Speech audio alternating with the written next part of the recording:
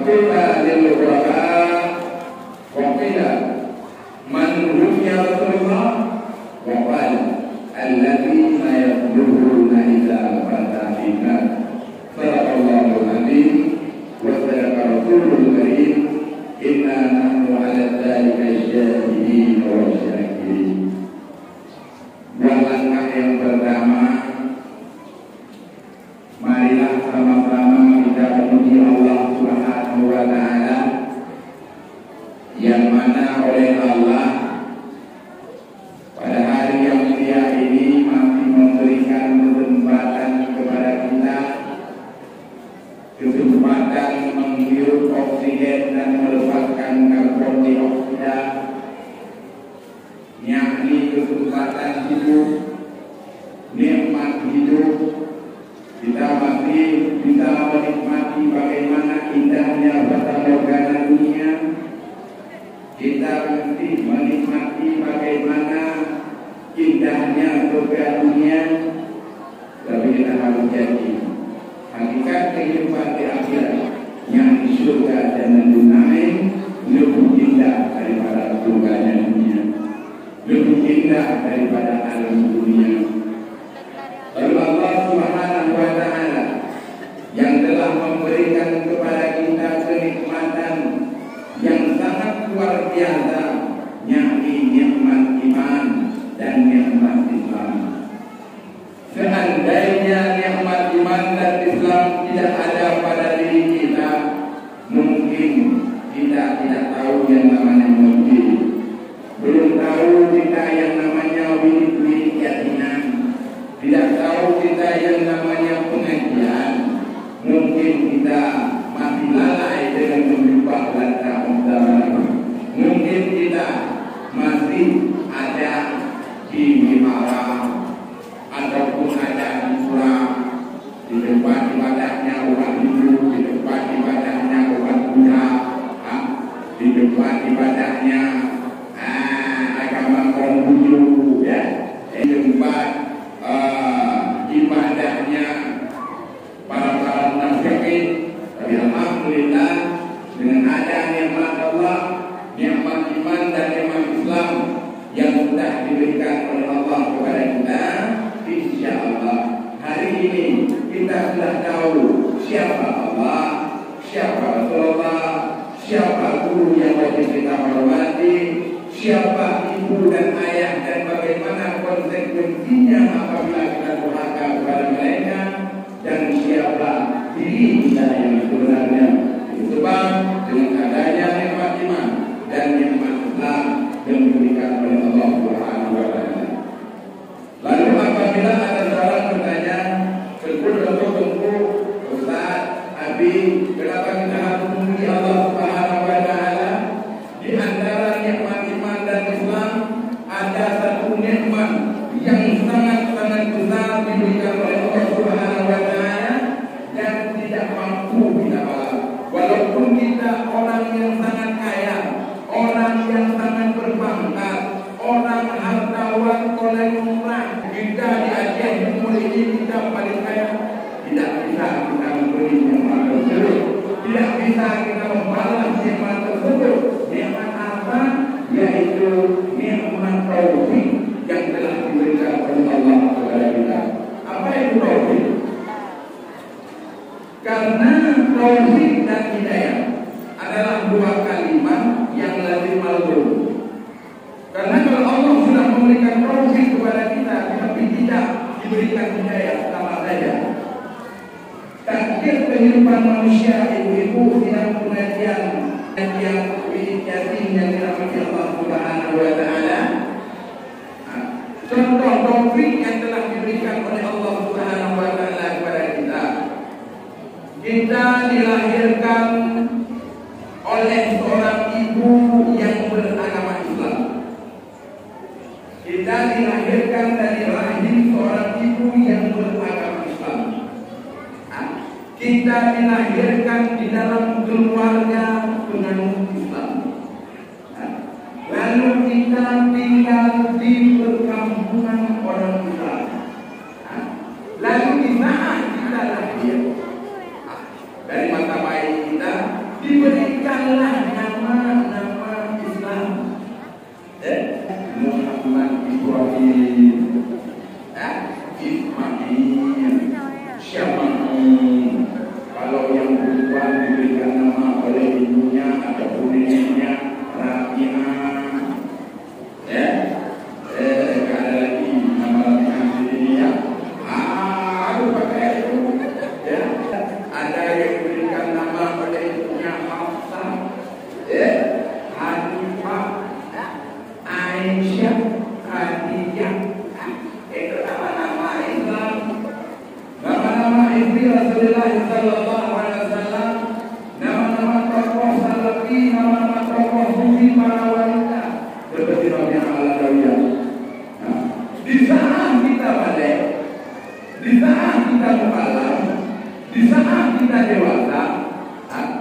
Kalau yang perempuan ada dua macam cara kita melihat apakah dia dewasa ataupun tidak. Yang pertama sekali dengan keluarnya menstruasi ataupun haid. Kalau seorang perempuan sudah menstruasi ataupun sudah haid ataupun sudah datang bulan, ada juga yang mengatakan ganti bendera, tidak menaikkan bendera berhenti. Itu sudah malam, sudah balik, walaupun umur dia masih 12 tahun, walaupun umur dia masih 11 tahun, walaupun umur dia masih 10 tahun, karena perempuan yang super pertumbuhannya 8 tahun, 9 tahun sudah balik. Kalau memang sudah 14 tahun, sudah 13 tahun, belum datang bulannya, belum menstruasi, ya, itu kita tanda akhir baliknya, kita tanda malamnya. Kalau dia sudah umur 15 tahun, kalau sudah 15 tahun, tahukah bulan ini menstruasi? Karena ada ibu di daerah saya di sana, di mana Patenku, daerah Patenku, di mana daerah Kausa, daerah saya punya.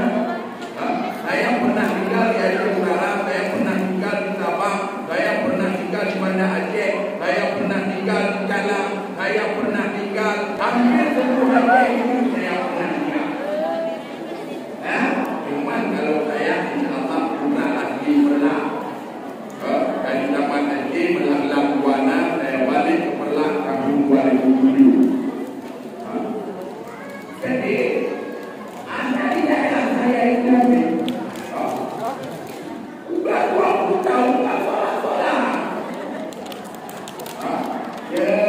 Ya berubah orang saya bukan 20 tahun tak mau ngaji, tak mau salat ya. Lalu saya tanyakan sama ibu-ibu, kenapa nggak sholat, Bu? Kenapa nggak ngaji, Bu? Ibu sudah umur 20 tahun. Janganlah masih pakai celana pendek lah, Bu. Janganlah Bu masih gerbang-gerbang Bu. Belah kita yo. Kalau belah orang Aceh gerbang Bu dan Bu gerbang Bu. Tahu? Tak pakai gerbang. Dia nampakkan rambutnya sama lagi lain. Kalau orang Aceh gerbang Bu, rambutnya dah putih gerbang lagi. Jadi Pak Tenku, saya belum balik. Pak Tenku, Pak belum balik, sudah umur 20 tahun.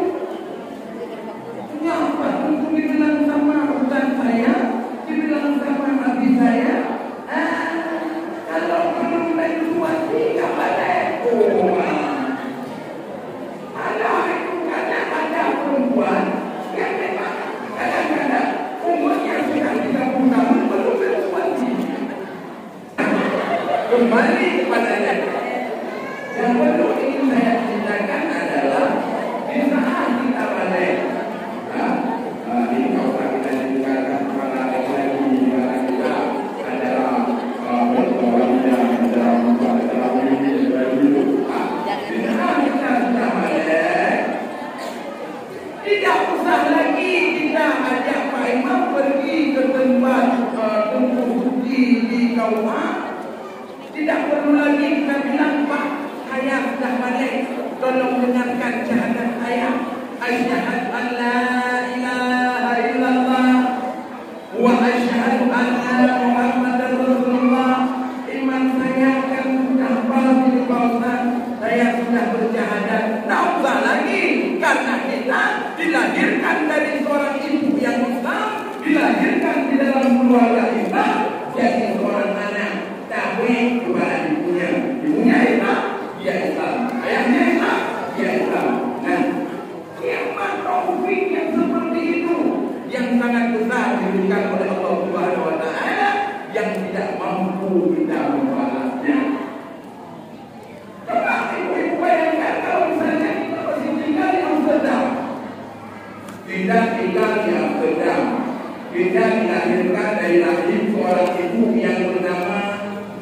bijak. Dari seorang ibu yang menganut agama Kristen ataupun Katolik Protestan, dilahirkan dari rahim seorang ibu yang Kristen, dari keluarga yang Kristen, dari lingkungan Kristen, dari seorang ayah yang kafir. Kalau kita yang oleh Allah Subhanahu Wa Taala, oke lah, kita besar, kita dewasa, kita diberikan daya oleh Allah, kita belajar tentang Islam, lalu kita mengucapkan kalimat asyhadu an la ilaha illallah wa asyhadu anna Muhammadar Rasulullah. Jadi malam. Kalau tidak, ada yang dari Kristen itu orang kafir itu, dari akhirnya Kristen namanya Michael Pakur. Michael namanya. Depan nama Kristen itu kan, ataupun Yesus Baptis. Itu nama orang Kristen itu. Dari kecil zaman itu, dari kecil dia Kristen, sudah dewasa dia kafir. Lalu di saat tuanya kafir, matinya kafir. Nah, karena nikmat tersebut, makanya siogyanya bagi kita adalah untuk bersyukur kepada Allah Subhanahu Wa Taala yang atas dipaham iman Islam tauhid makrifah kepada kita khususnya dan umumnya kepada hamba-hamba yang lain ataupun saudara-saudara lain. Iman yang diberikan oleh Allah Subhanahu Wa Taala kepada kita juga sangat nikmat, sangat besar nikmat tersebut yang tidak bisa kita balas. Wa ta'udzu ni'matallahi la tuhsuha. Kalau dikatakan di dalam syair tentang masalah keimanan, bagaimana nikmat iman tersebut sangat bermanfaat bagi kita. Ini saya ingin memberikan satu syair kepada ibu-ibu, karena saya lihat tadi ada kakak-kakak di belakang bahwa menyanyikan selawat, zikir syair, masa para wanita dengan senang berkumpul mengundangkan syair atau zikir, masa saya seorang laki-laki kita cuma beda warnanya saja. Kalau perempuan tadi, ibu-ibu tadi, waktu memandangkan syairnya bagus.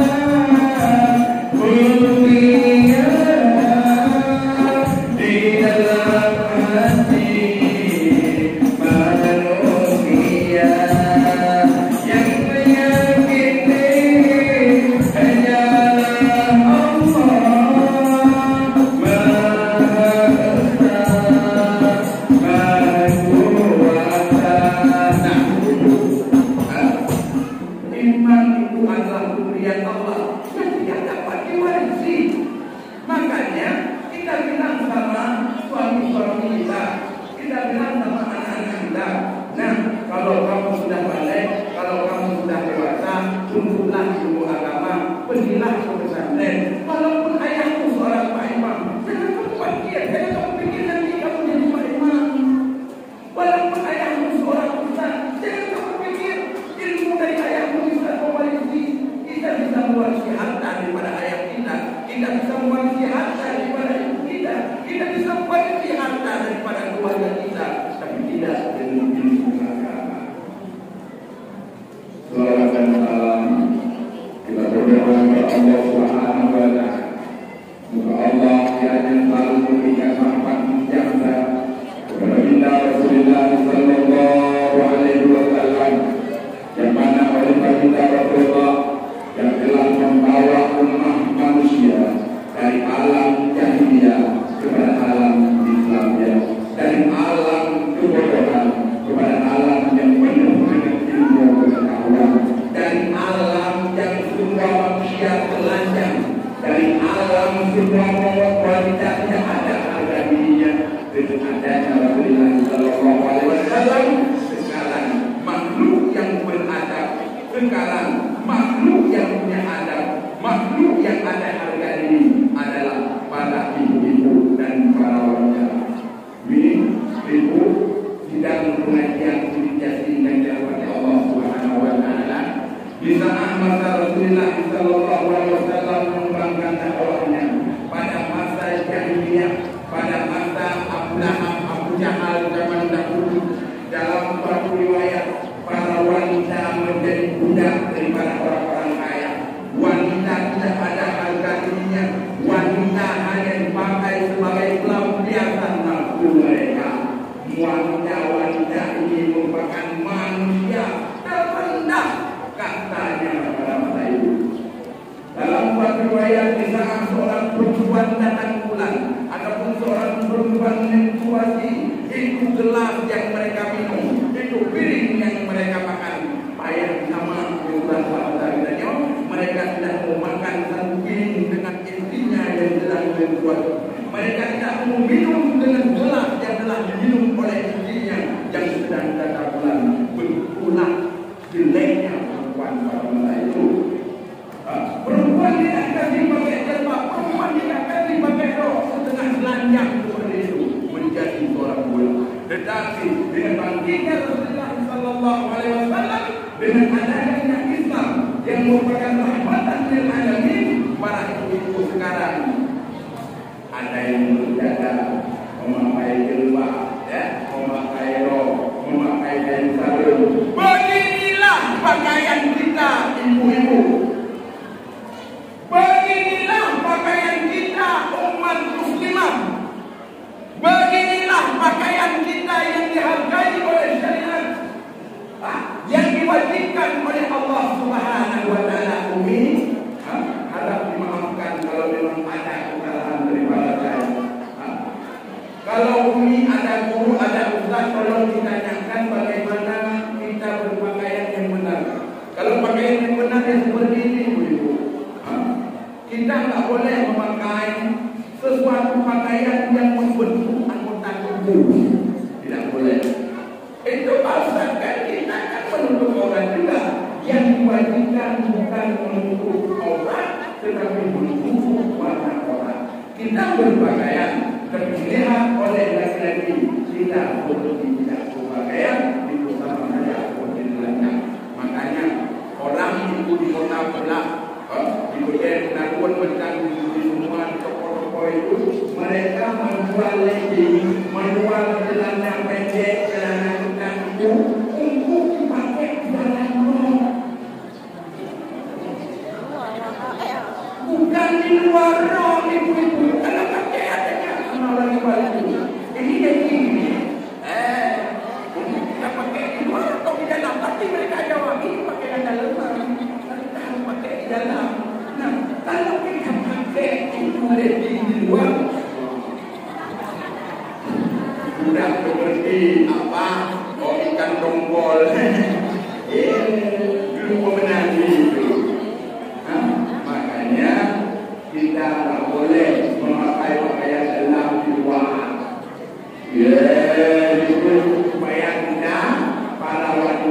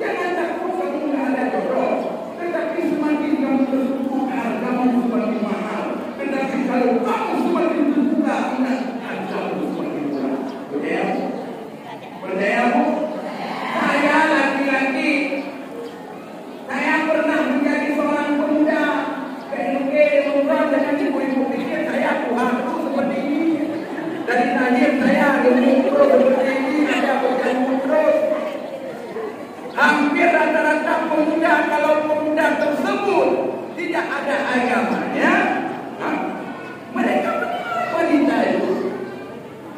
Kalau wanita yang mudah mereka ajak untuk main pacaran, kalau wanita yang mudah mereka ajak untuk melakukan pertemuan di sana sini, duduk di dalam apa itu, dalam dalam cubit sana cubit sini, mereka itu satu menilai ini harga perempuan ini murah. Dan apapun yang mereka beli, mereka ini mengharap rasanya. Tak mungkin seorang pemuda beli jilbab ceweknya, beli pakaian untuk pacarnya, beli TV pulsa, pasti ada yang mau diharapkan. Itu tubuhnya harus beli. Lalu kita yang ibu, kaum ibu sekarang ibunya anak gadis kita mau kita kawinkan secara sah dan halal di dalam agama, ataupun anak gadis kita mau kita kawinkan dia berdua saja di dalam hutan sama cowoknya. Apakah kita mau menghalalkan anak gadis kita di depan tunggu dan disuki di kantor kawah? Apa kita mau biar untuk kita lahir dan bahaya di bawah pokok-pokok lain? Makanya kita harus mengajari anak-anak kita, jangan pacaran ya. Itu yang tadi yang bawa kamu pulang ke rumah siapa? Itu bukan cowok adik, maka itu teman. Walaupun teman sama rasanya. Ada sekarang lagi pulang TTN teman tapi mesra. Lebih bahaya daripada orang cowok itu. Dan kita ibu-ibu jangan takut kalau kita anak kita tidak ada cowok, dia tak akan laku nanti. Harus kita beli suaminya. Jangan berkira begitu. Allah Subhanahu Wa Taala menciptakan dua ini, ada cowok, ada cewek. Coba kita bayangkan, kita lihat dulu. Kalau ada cewek semua, yang ada yang cowok juga. Kita lihat kambing, mana mungkin kambing betina semua, kan ada dan juga. Jadi Allah menciptakan manusia ini berbahasa-bahasa. Sejelas apapun anak kita, dendam pada jodohnya. Kita bayangkan sekarang.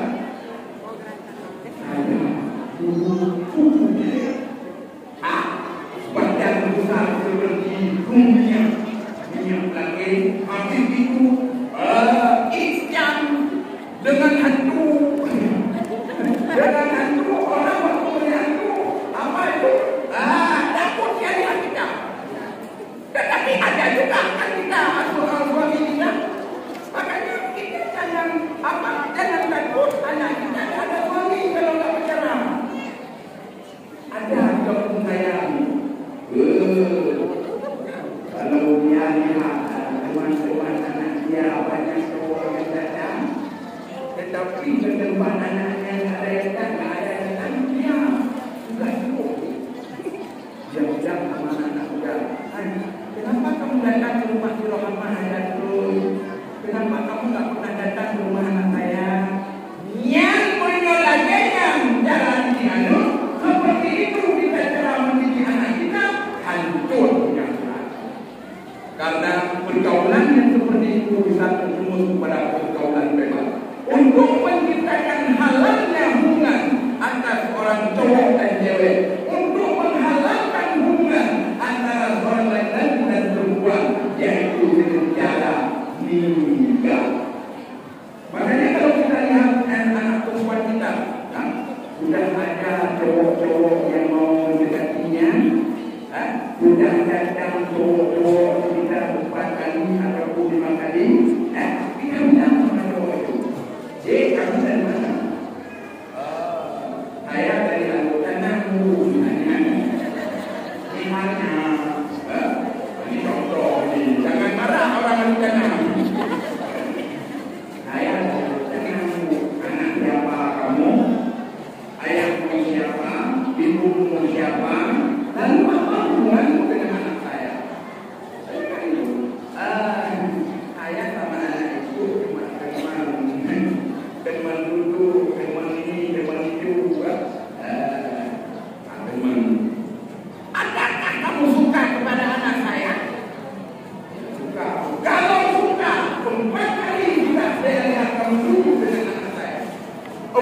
kali sudah saya lihat kamu bawa anak saya.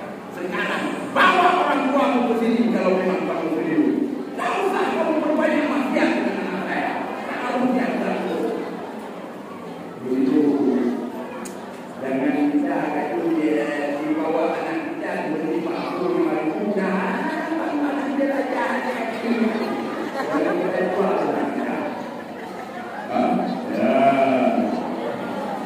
Selawat dan salam juga kita berdoa kepada Allah Subhanahu wa taala semoga Allah selalu melimpahkan rahmat dan rahmat kepada para sahabat, keluarga, tabi'in, ulama mutaqaddimin, ulama mutaakhirin, atau ulama mutabar yang masih ada di permukaan bumi ini atau bumi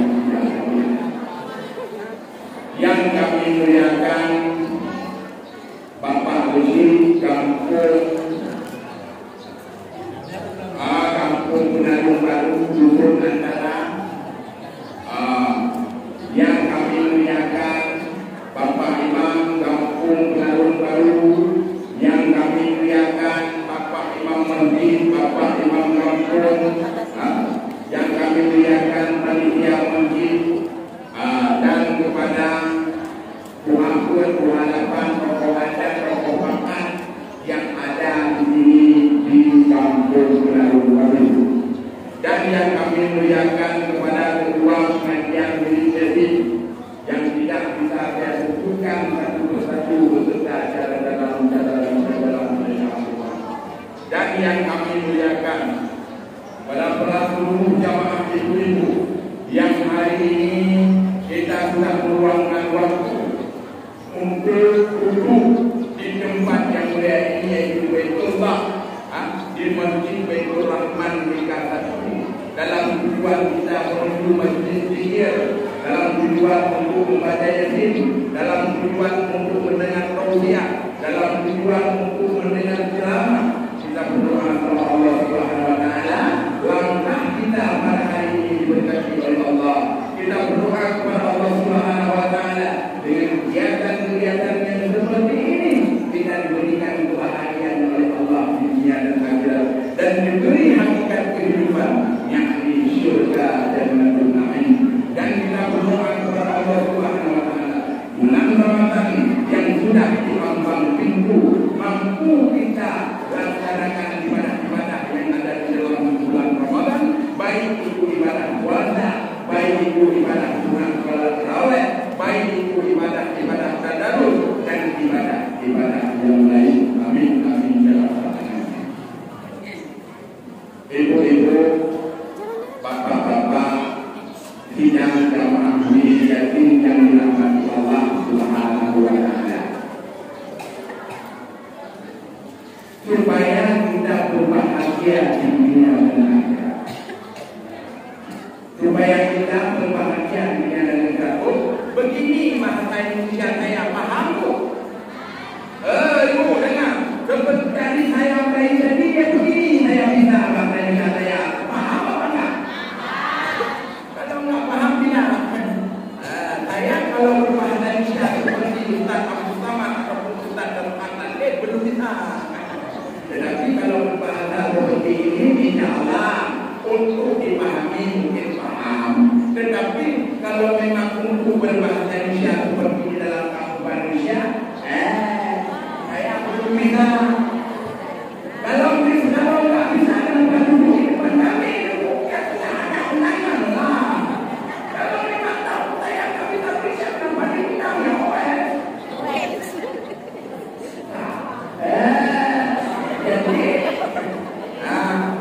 Kita untuk menciptakan kebahagiaan di dunia dan akhirat, karena dunia ini bukan tujuan. Dunia ini bukan tujuan. Allah Subhanahu wa taala menciptakan kita di dunia merupakan matla'atul akhirat, merupakan tempat kita bercocok tanam supaya ada amalan untuk menuju hakikat kehidupan. Apa hakikat kehidupan? Apa yang akhirat? Dari pertama mati, alam barzakh, yaumil ba'ats, yaumil mahsyar, yaumil hisab, yaumil dinan, surga dan na'im mauna. Itu hakikat kehidupan. Makanya dengan kadang-kadang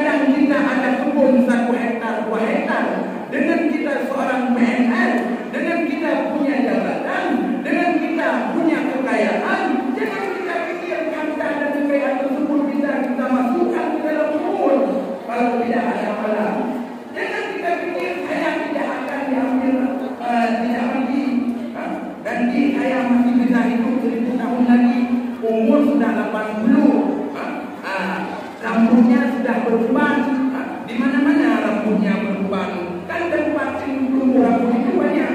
Rambut pada rambut ini, rambut banyak rambut. Bila kita periksa, oke semua sudah rambut. Tetapi masih tak tahu yang mana punya.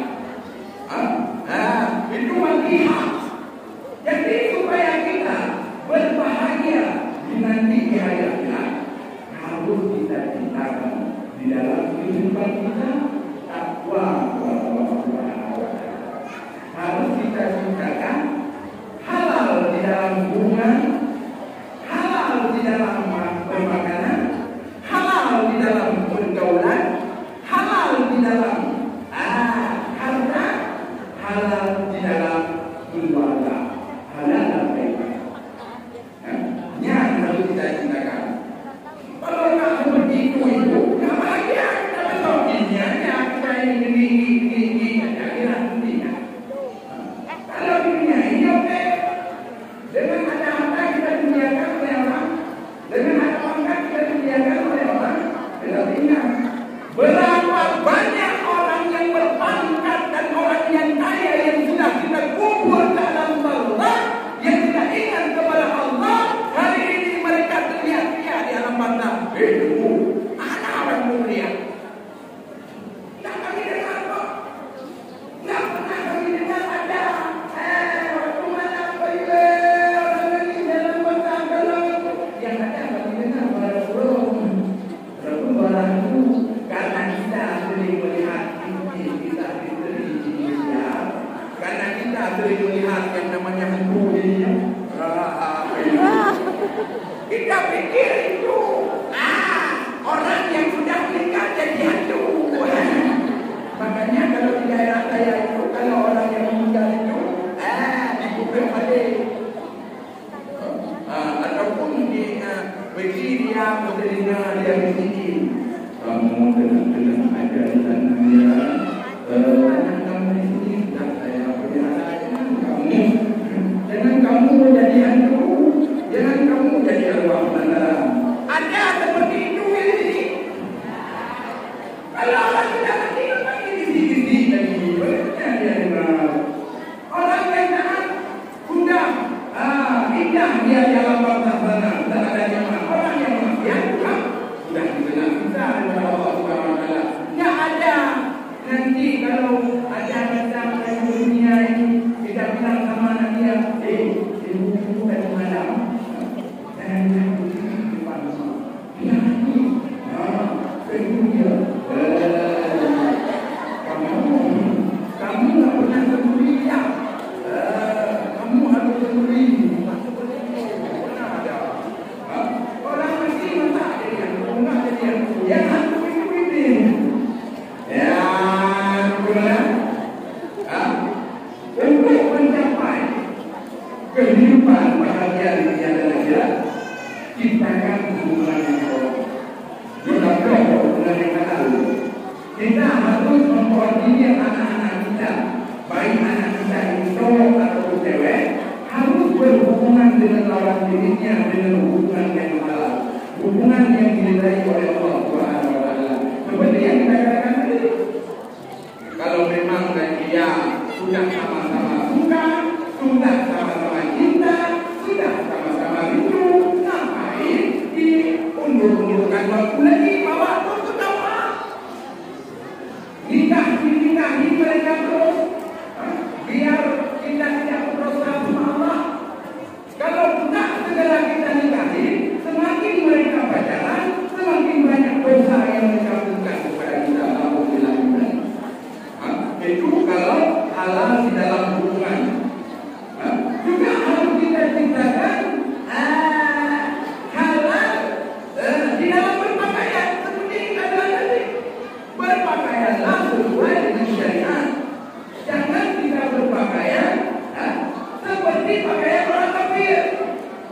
Orang kafir mereka berpakaian tidak bersyariat. Mereka berpakaian menampakkan bentuk tubuhnya, bukan seperti kita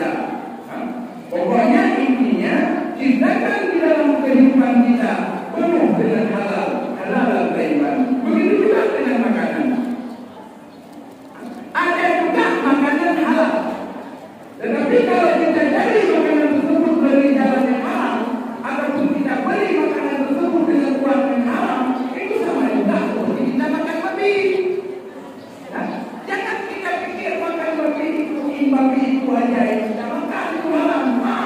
Kalau kita membeli makanan yang halal, tetapi uang tersebut daripada hasil riba, uang tersebut daripada hasil judi, uang tersebut daripada hasil apa? Uang tersebut daripada hasil mencopet misalnya. Itu namanya sudah makanan halal, walaupun makanan yang kita makan itu makanan halal, karena cara kita mendapatkannya dengan cara yang halal. Dan juga kita ciptakan di dalam kehidupan kita.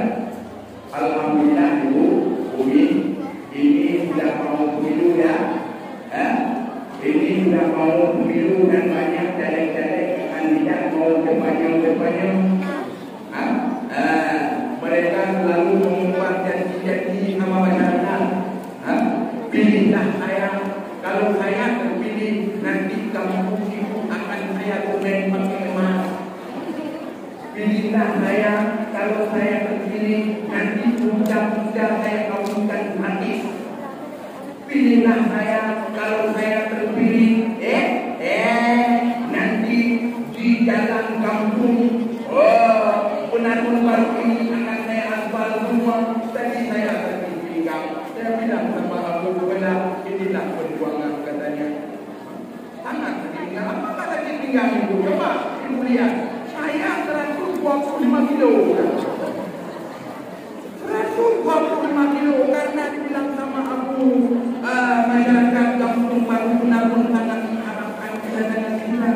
Mereka melakukan acara, mereka orang taat kepada Allah, mereka orang yang selalu mengaji. Makanya saya ikhlas pergi dari berlaku waktu ini. Bukan berlaku orang jauh saya lagi. Ini kalau nama panggilan kami di sana Abu Berlian. Kalau nama kalau tak salah Tengku Suti ya. Alhamdulillah beliau penghulu, bapak penghulu di Kaukai. Kalau itu ditanya menikah kami anak, nanti ketemu sama bapak Suti. Ya begitu. Karena saya akan tinggal sama ibu, makanya saya ikhlas berdiri walaupun 40 kilometer saya ambil. Saya pikir di masjid kecamatan Berau. Lalu dibilang sama aku di atas bukit ini. Ya Masya Allah. Katanya. Lalu 3 kali berbeda dengan saya baru sampai. Tapi tak apa-apa. Ini rahmat. Hikmah saya hari ini bisa berkongsi sama ibu-ibu. Tetapi ibu-ibu, jangan ibu-ibu pikir saya jelek. Saya bukan jelek. Dulu pernah saya naik jelek dari partai PKS. Lalu sudah naik jelek saya. Nama-nama berganti. Dari Abidin Munadi MA dipanggil sama orang. Tunggu besar padaku. Berganti nama. Karena saya mengakui. Jadi yang perlu saya katakan, karena sebentar lagi ada waktu yang kita berikan untuk pertanyaan. Kalau bapak tanya saja. Untuk masalah pemimpin, kami hanya mengingatkan. Jangan bapak ibu pikir kalau orang-orang di luar daerah akan membawa hasil mereka begini. Makanya kalau ada anak-anak penaruh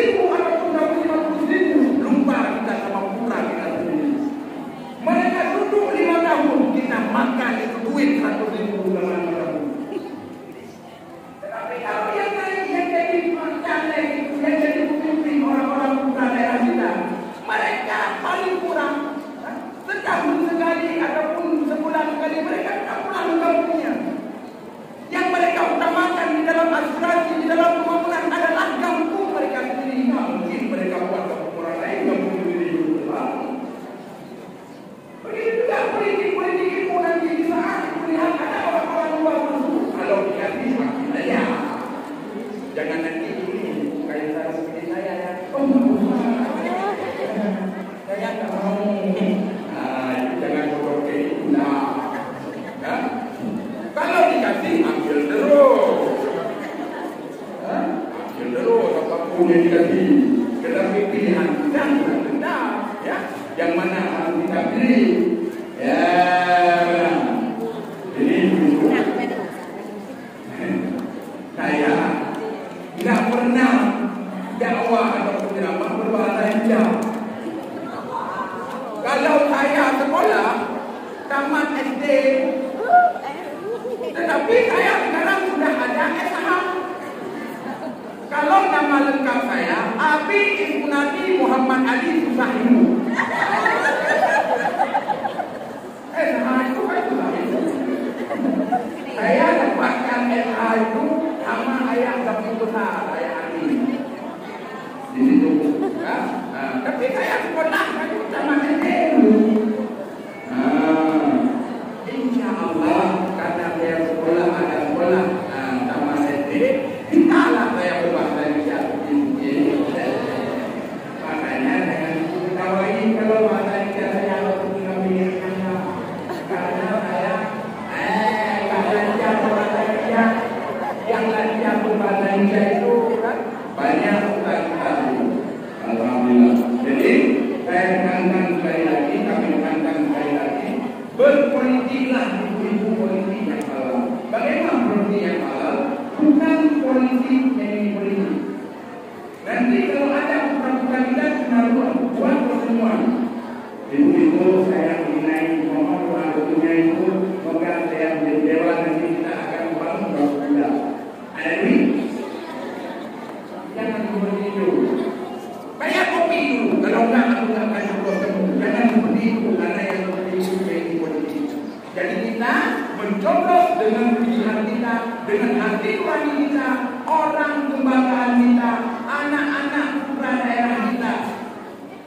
Itu yang kita pilih. Kalau enggak, penarung kampung, penarung baru ini enggak akan maju. Penarung enggak akan maju. Masih seperti yang dulu. Tetapi kalau dari penarung ini akan ada dewan 2 orang, ataupun dewan 3 orang, ataupun 2 orang, insya Allah. Walaupun mereka tidak jadi, akan mengaspal jalan dengan hal, tetapi mereka dengan anak batu.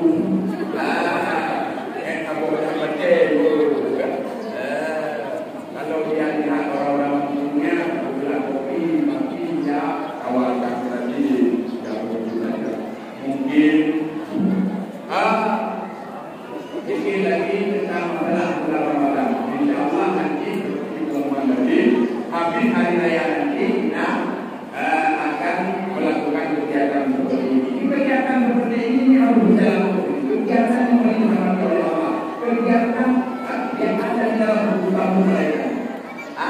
Tetapi insya Allah di bulan Ramadan sudah itu kita mau menghadapi bulan Ramadan. Bulan Ramadan ini bulan penuh berkah, bulan penuh rahmah, maghfirah dan keistimewaan. Lalu kata Rasulullah sallallahu alaihi wasallam, "Man qama Ramadan imanan wa ihtisaban, ghufira lahu ma taqaddama."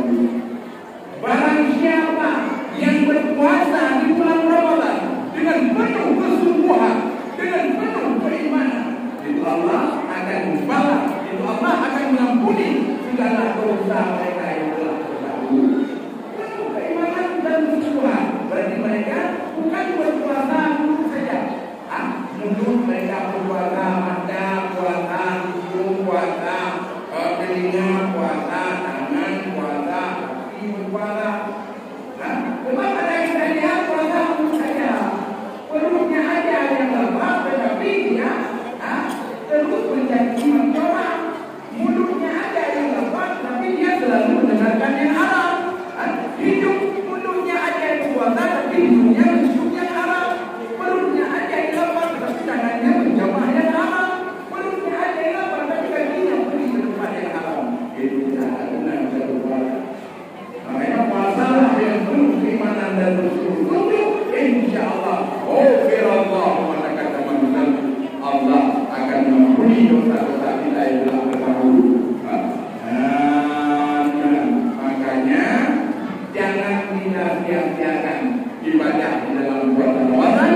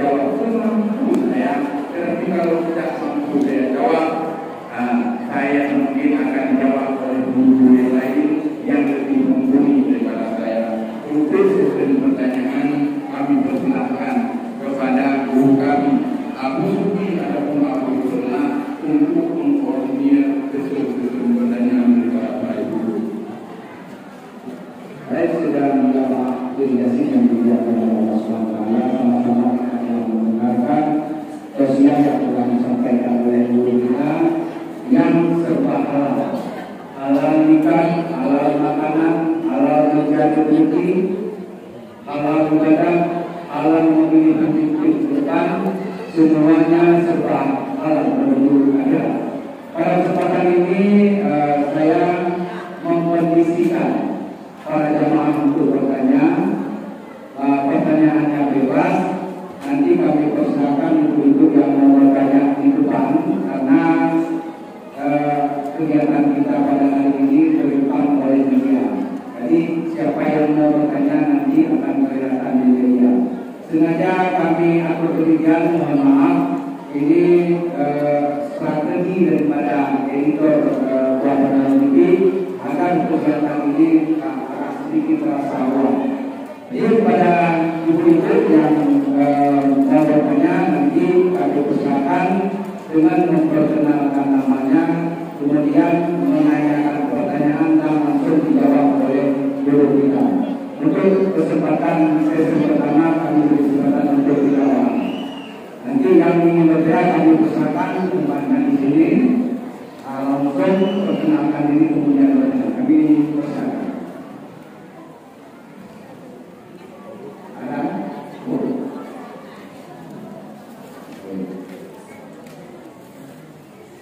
Ini sudah ada satu orang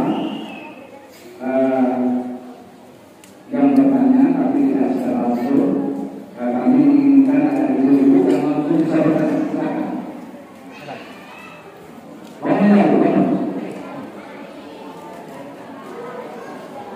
Harus berani. Harus berani. Nah, kita latih diri hari ini harus bisa berani tanya langsung.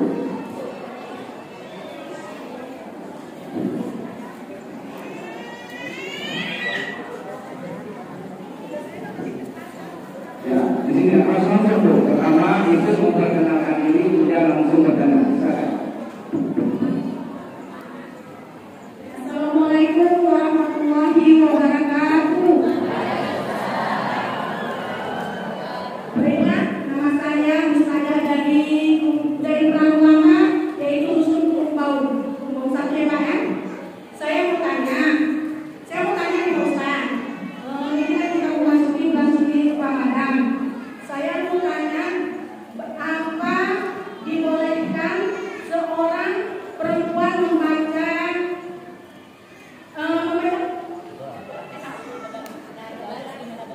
tadarus di masjid? Diperbolehkan atau enggak Pak? Assalamualaikum warahmatullahi wabarakatuh. Terima kasih Bapak kepada ibu. Ini ibu yang luar biasa. Dari lagi sekarang Abani ibu. Nah, ini harus kita latih seperti ini. Abani bersampel nih. Pertanyaannya, Abi, apakah boleh ibu tadarus bulan puasa?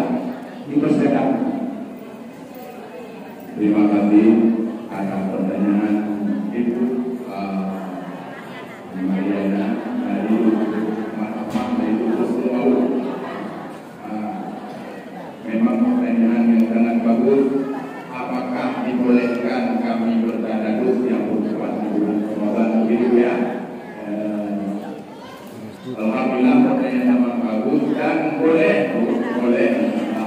Tetapi yang lebih baik ibu-ibu tadaruslah di rumah sama-sama kalau jangan tadarus pakai mic, ya. Apakah kami nggak bisa pakai mic? Tentu kan seperti orang berselawat, seperti orang pagi itu kan pakai mic. Sebenarnya tentang suara perempuan itu bilang sama. Ini kalau pertanyaan apakah saya jawab begitu? Tentang suara perempuan itu istilah lama, paham itu istilah lama, berselisih paham ulama. Ada yang mengatakan haram, ada yang mengatakan boleh-boleh saja kalau untuk menyiarkan agama Islam. Ada yang mengatakan dibolehkan kalau suaranya nggak merdu. Tetapi kalau suaranya mendayu-dayu dan membuat rindu para laki-laki itu pokoknya banyak pendapat supaya kita keluar daripada khilaf. Maka keluar daripada khilaf, kita keluar daripada selisih ulama.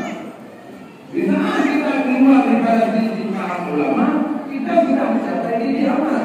Berarti maulah kadang-kadang pakai ini kita baca Quran ada sendiri di rumah, ataupun kita taruh sama anak-anak kita yang perempuan di rumah saja, maulah pakai pen itu. Insyaallah begitu.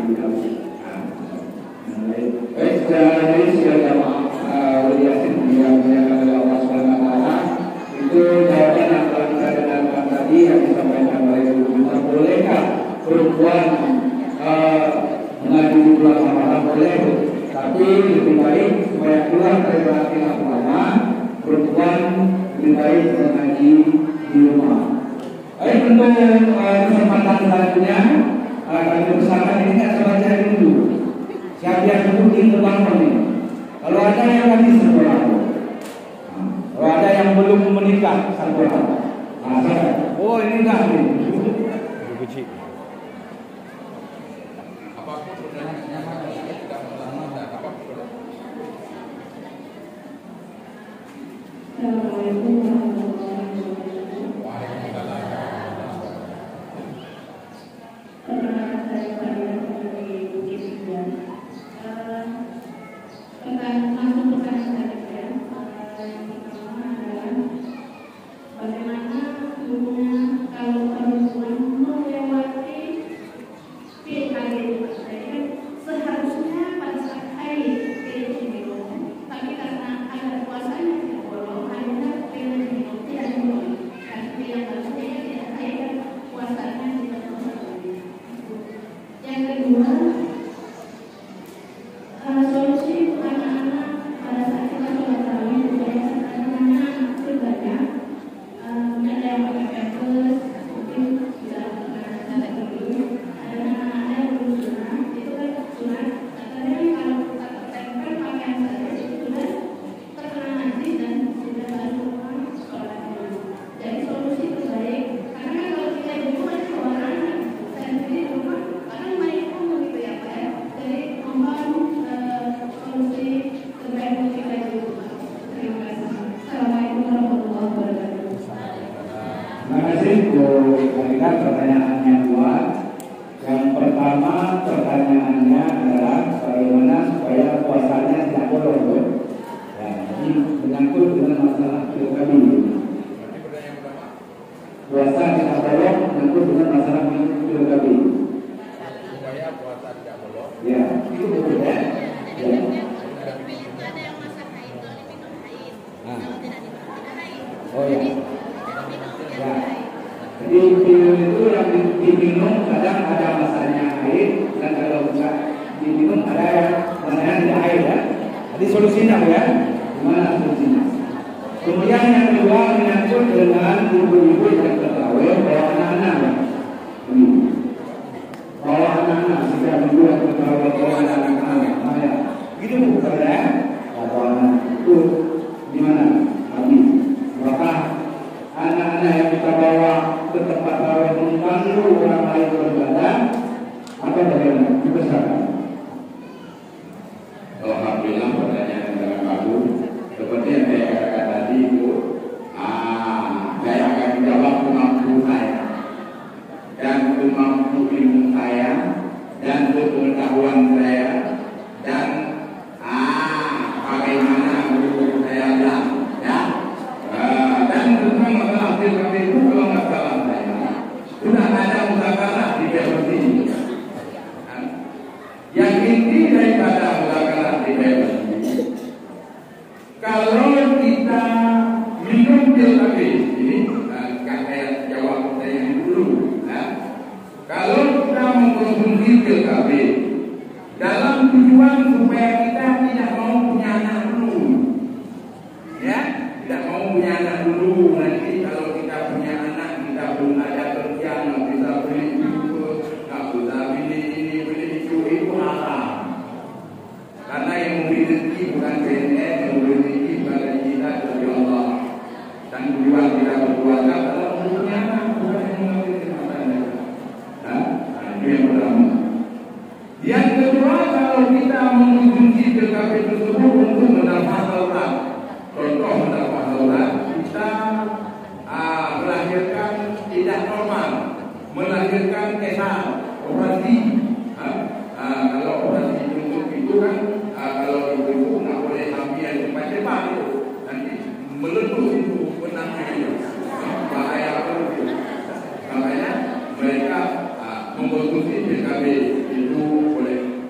Ada juga yang sangat capek dengan anaknya, banyak kali anaknya.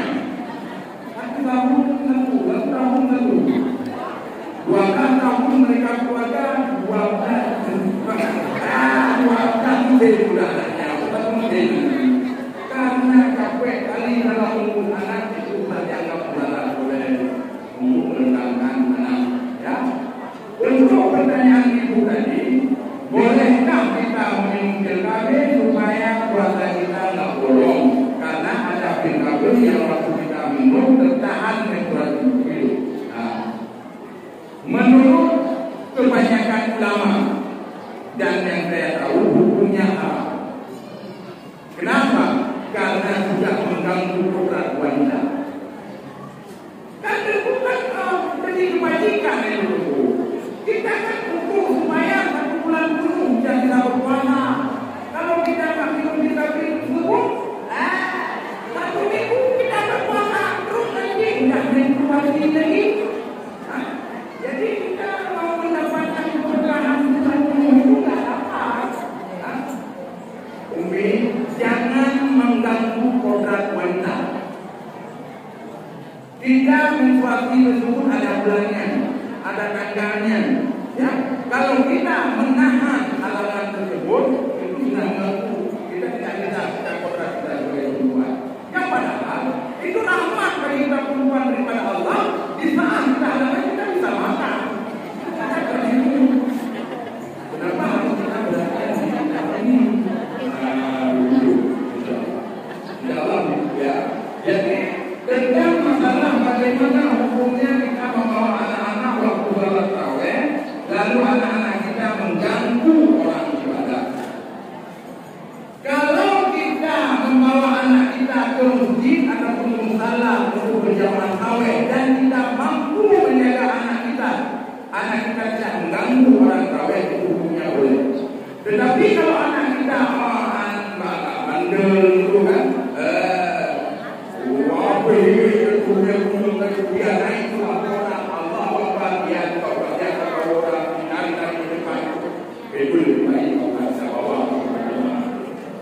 kita sholat sendiri aja cuma. Kalaupun dia ganggu, kita sendiri yang ganggu, bukan orang lain. Ya, itu sebab anak ada 2 macam. Ada yang anak-anak aktif, ada yang anak-anak tidak aktif. Kalau anak-anak yang tidak aktif boleh dibawa. Dia, kita bilang sama dia, mama sholat dulu ya, adik duduk sini ya. Ya, lata itu yang seperti itu ya. Kita bilang ya, mungkin bermain juga, dan tidak pahami. Kalau dia masih itu, itu boleh diganggu. Ada satu jenis anak lagi dia aktif. Nah, ya, benar. Waktu kita kecil, Allahu Akbar, dia hidup. Bangun terus dia ganggu orang semua. Itu anak aktif. Jadi yang anak aktif itu nggak boleh kita bawa mengganggu orang yang beribadah. Tidak boleh itu. Baik, jadi mau dihasilkan dua pertanyaan tadi yang diajukan oleh Anda sudah dijawab oleh guru kita. Yang pertama itu ada bonus khusus oleh kalau begitu bulan Ramadan bisa makan. Tapi kita Pak Ustaz berikan saran, kita nggak ada halangan. Tapi halangannya ada di para guru. Kemudian yang kedua, pertanyaan tadi menyangkut dengan masalah anak kita.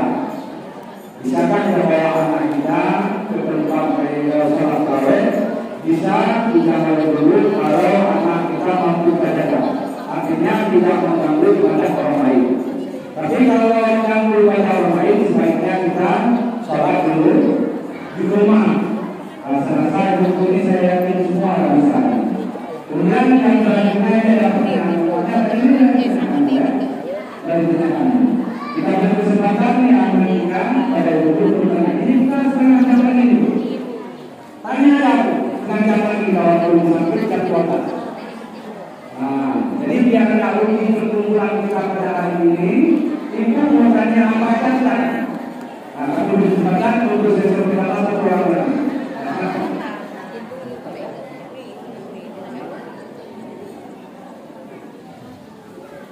Assalamualaikum warahmatullahi wabarakatuh. Nama saya Ibu Hairunisa, datang dari Dusun Bumi Cinta, pengajian Al-Rahman. Mohon kami ya, Pak ya. Saya terlebih dahulu mohon maaf kepada Pak Ustadz. Sedari tadi saya kan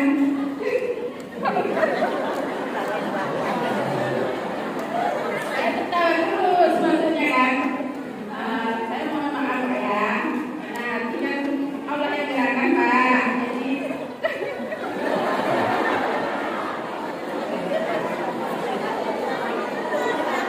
pertanyaan saya, apa manfaat membaca Sayyidul Istighfar, dan tolong Pak Ustadz jelaskan di hari-hari dan waktu-waktu tertentu yang bisa baca. Itu saja dari saya. Assalamualaikum warahmatullahi wabarakatuh. Waalaikumsalam. Yang tadi manfaat membaca Sayyidul Istighfar. Manfaat membaca Sayyidul Istighfar ya.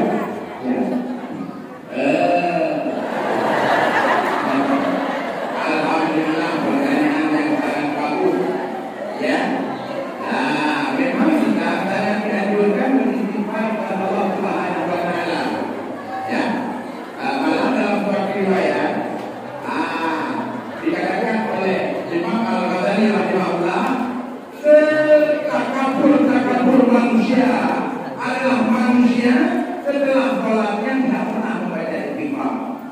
Seolah-olah dia telah mencapai tiket surga, padahal dia penuh berdoa dengan dosa. Apabila istighfar ataupun Sayyidul Istighfar itu adalah supaya kita mendapat ampunan kepada Allah. Astaghfirullahaladzim, alladzi la ilaha illa huwal hayyul qayyum wa atubu ilaih.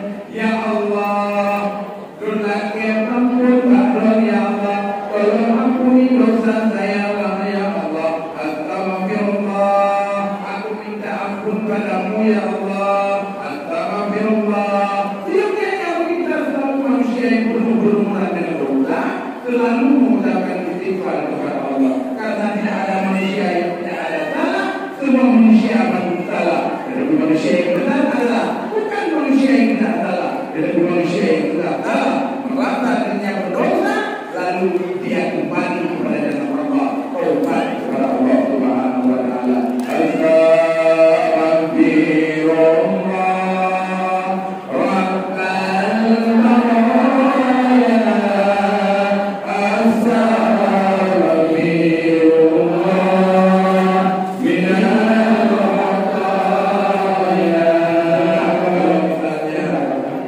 Kalau misalnya kita istighfar tidak khusyuk dengan seperti biasa, sampailah kiamat kita akan bukan fadilahnya adalah untuk mendapat ampunan kepada Allah. Insyaallah begitu. Baik hadirin sidang yang yasin yang dimuliakan Allah Subhanahu wa taala, pertanyaan tadi menyangkut dengan Sayyidul Istighfar, yaitu supaya kita tidak termasuk hamba Allah yang paling sombong di atas dunia ini, maka kita selalu membaca istighfar setelah sholat berjamaah, setelah sholat wajib. Jadi untuk supaya hadir dan di tempat di jamaah kita ada Pak Imam, ada Pak Abdul Qadir, itu adalah perwakilan dari laki-laki. Ini saya kami beri kesempatan dulu untuk Pak Qadir atau Pak Imam bertanya. Nanti selanjutnya baru kami beri kesempatan kepada yang lain. Saja kami persilakan.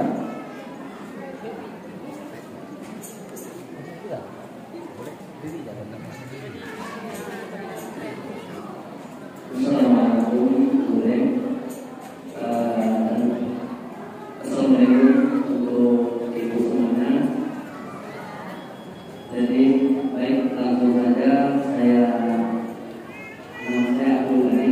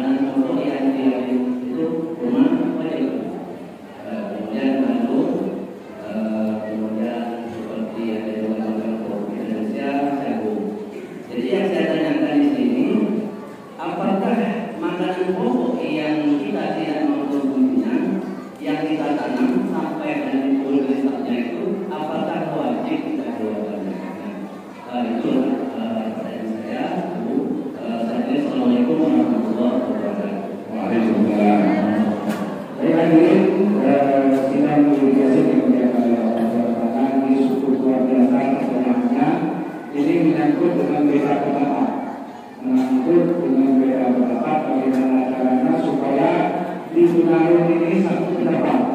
Pertama menyangkut dengan zakat yang tidak menjadi makanan pokok masyarakat. Ini persyaratan. Alhamdulillah saya terima kasih pertanyaan yang sangat bagus. Kalau untuk kita satukan satu pendapat ini sangat susah. Jangankan kita orang biasa ataupun kami itu kelompok biasa, para ulama dan para sahabat ada berselisih paham. Cuma kalau kita orang yang ngaji, kita punya guru, lalu kita lihat di kitab-kitab salafi, di antara pendapat-pendapat tersebut yang harus kita ambil dalam pendapat yang adil, pendapat yang awal, pendapat yang abal, pendapat yang waras. Karena ada yang pendapat itu ada pendapat yang waras. Tetapi kalau pendapat-pendapat itu hilangnya berselisih paham, tetapi tidak berselisih paham pada asal, tetapi berselisih paham pada umum apa? Tetapi kalau berselisih paham pada asal itu sudah luar biasa. Itu bisa dikategorikan secara mudah. Contohnya masalah berdoa di Samaria. Masalah Samaria berdoa di tempat orang meninggal. Kan ada yang mengatakan itu gunanya makan berduri, tahlilan, yasin di Quran, ya. Tapi ada yang mengatakan itu sunnah. Memang ada hadis-hadisnya benar kita jalan kubur, lalu kita membaca yasin, baca tahlilan, baca Samaria, kan gitu. Jadi itu yang mengatakan tidak ada sunnah itu enggak dikategorikan kepada mutad ya. Enggak dikategorikan kepada mutad. Kenapa? Karena itu kesalahan para ulama. Kalau dalam kitab fikih, dalam kitab al-fiqh itu kesalahan pada cabangnya. Kesalahan para ulama. Ada orang yang mengatakan sunnah, ada orang yang mengatakan tidak sunnah. Itu enggak dipermasalahkan. Yang perlu dipermasalahkan yaitu kesalahan dasar. Orang mengatakan Allah bersama yang di atas, itu sudah di luar akidah. Orang mengatakan Allah dua, itu sudah murtad. Allah menjadi Rasulullah, menjadi sahabat, itu sudah murtad. Itu yang kesalahan rasa. Ya, jadi kenapa salah? Zakat makanan pokok. Kalau di tempat kita khususnya di Indonesia 27% ya di Indonesia ya, kebanyakannya kita makanan pokok dan beras hasil daripada padi. Ya. Tetapi ada juga saudara-saudara kita yang makanan pokoknya sagu seperti apel, ada juga yang makanan pokoknya jagung. Ya. Kalau di Arab makanan pokoknya gandum, ada juga kurma. Dan jenis-jenis yang wajib kita dekati ada. Kalau dari jenis makanan itu kan makanan pokok ada padi, gandum, pokoknya yang jenis makanan pokok lah, ya.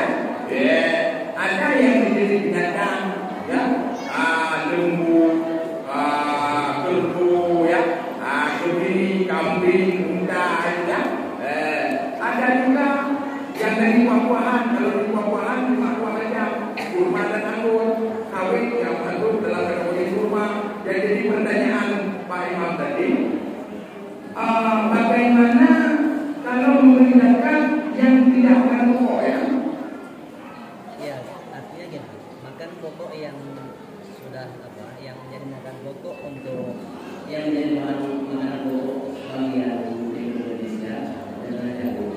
Misalnya ini, kita makanan ini makanan pokok kita di lalu ada makanan pokok lain. Apakah makanan pokok itu digunakan? Gitu kan? Itu kan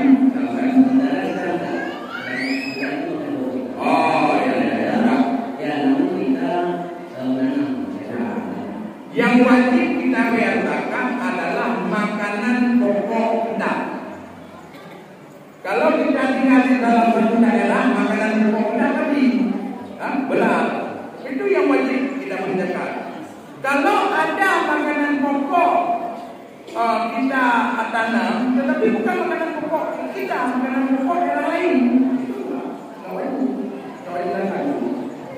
Misalnya satu nyebulan bahasa Cebak dia, kenapa satu benih itu orang nampak di bulan umurnya.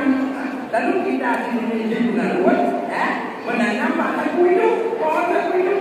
Jadi walaupun luasnya mereka dekat, wajibkan ya yang wajibkan makanan pokok ada yang pertanyaan yang telah disampaikan oleh Abi bahwa tuntuh hukum adalah pada wilayah bermakna yang menjadi makanan pokok dalam wilayah tersebut.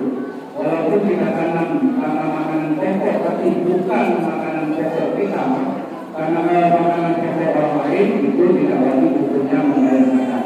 Itu inti yang disampaikan. Nanti yang wajib kita keluarkan zakat adalah makanan pokok kita sendiri. Misalnya kalau di dalam wilayah kita menurut makanan pokoknya tadi kita ada waktu kita 10 menit dulu kami usahakan.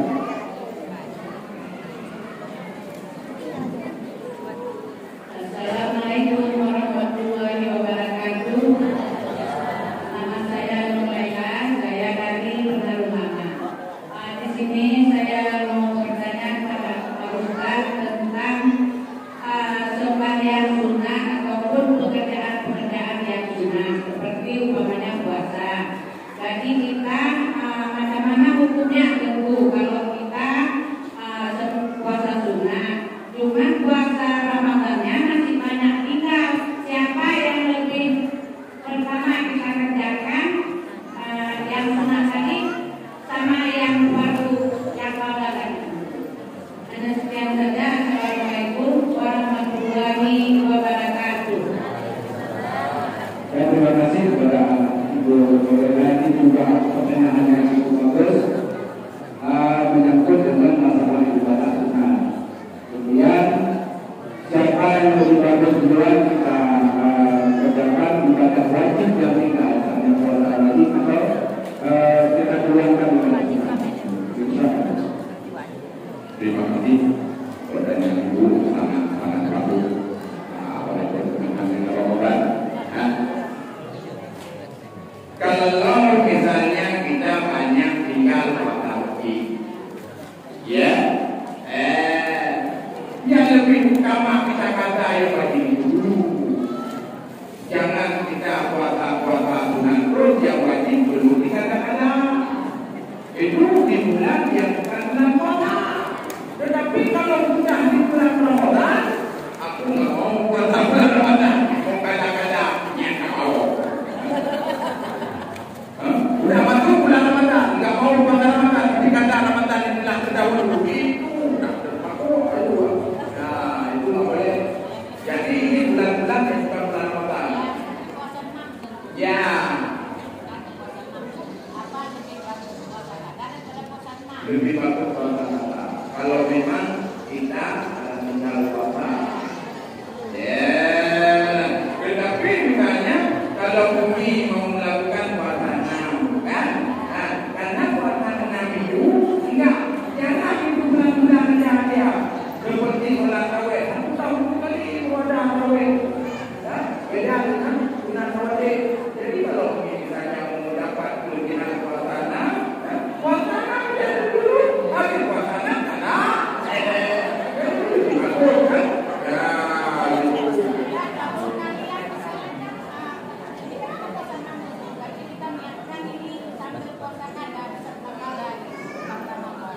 Ya, saya pada beserta kawasan Nabi dulu.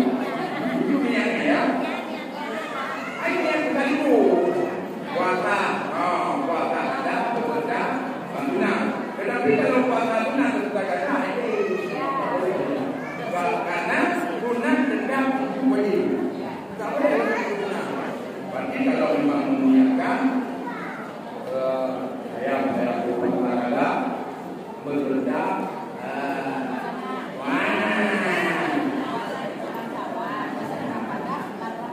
ya boleh. Cuma untuk pahalanya gimana itu? Bukan saya yang memberi pahala, ya. Yang memberi pahala itu Allah, ya. Lalu kita beribadah terus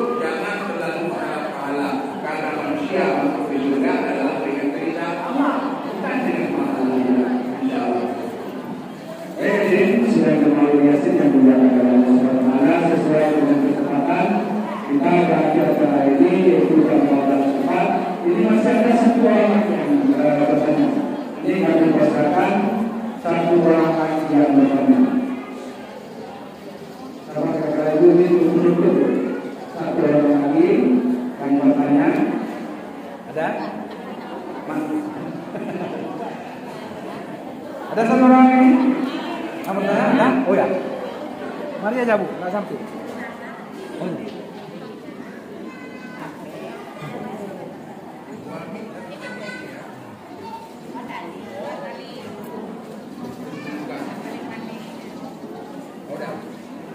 Assalamualaikum warahmatullahi wabarakatuh. Nama saya Suareni dari Desa Bukitiga. Saya ingin mempertanyakan Pak Teguh, seandainya keluarga kita meninggal, apakah kita seorang wanita bisa mengantar ke kuburan? Bagaimana hukumnya? Terima kasih. Assalamualaikum warahmatullahi wabarakatuh. Terima kasih. Pertanyaan yang terakhir, bagaimana hukumnya ketika salah seorang keluarga kita meninggal? Apakah kita perempuan dulu bisa ke kuburan? Terima kasih pertanyaan yang sangat bagus. Tidak ada larangan pergi kuburan, kecuali kalau perempuan berhalangan, perempuan menstruasi, perempuan sedang menaikkan bendera merah putih. Itu kita buka nanti kotor kuburan dengan darah kita. Makanya kalau kita halangan nggak usah masuk, ya. Dan pendapat pergi ke kuburan khusus bagi perempuan, ya, bukan laki-laki, itu ada beberapa pendapat. Kalau misalnya kita merasakan diri kita orang cantik, kita merasakan diri kita memang cantik sekali. Ada anak-anak kita yang cewek kan, kalau misalnya dia pergi itu ada macam-macam laki yang kuning untuk dia. Laki sedang mengajar dia sedang diturunkan jenazah, dia bukan jenazah, dia dapat pun ke atas tadi. Kalau jadi itu berarti mengaku itu tak boleh. Kalau memang perempuan dan kuburan tidak mengambil iktibar daripada orang yang meninggal, lalu dia asli foto sana, foto sini, dan di sana, dan di sini, lalu dia pergi pakai pakaian yang undang Jawa, haram. Tak boleh. Biasa kita pergi kuburan ada di kampung saya, di sini tak ada. Ambil selendang, hawa di kepala selendang kita, muka bertahan, luka pakai kita. Ada macamnya. Jilbabnya dari sini, rambutnya dari luar. Lalu dia pakai baju seksi. Lalu dia pakai celana ketat, maaf ya. Bukan ikhlas mau mengambil iktibar daripada orang meninggal, tapi mau menampakkan dirinya bohai, mau menampakkan dirinya seksi, mau menampakkan akulah yang paling cantik sama laki-laki. Haram, duduk di rumah. Tak boleh. Begitu ibu. Baik hadirin sekalian, Yasin yang juga akan berbicara. Itulah jawaban dari pertanyaan terakhir menyangkut dengan hukum seorang perempuan atau istri di kuburan. Dalam bentuknya tidak jarang apabila kita menggunakan alkohol. Nah, kemudian jawaban yang cukup mengagumkan juga bahwa andai kata kita menganggap diri kita paling cantik, hendaknya jangan pergi kuburan. Karena kita berkata nanti ada laki-laki yang seharusnya melihat kuburan tapi melihat cewek-cewek cantik. Jadi sebaiknya dengan itu saya umur sudah berumah tangga. Kalau menganggap bahwa diri saya nanti akan dilihat oleh laki-laki lain, sebaiknya itu dalam diri kuburan. Berdoa aja dulu. Baik, kali ini silakan jemaah durasi dan dijaga oleh Allah SWT. Demikian acara ini saya pandu. Mohon maaf bila ada kekurangan untuk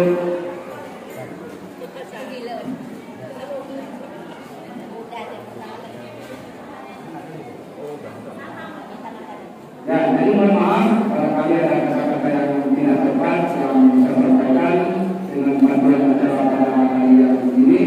Untuk selanjutnya kembali kami serahkan kepada Abi untuk dapat berikut dengan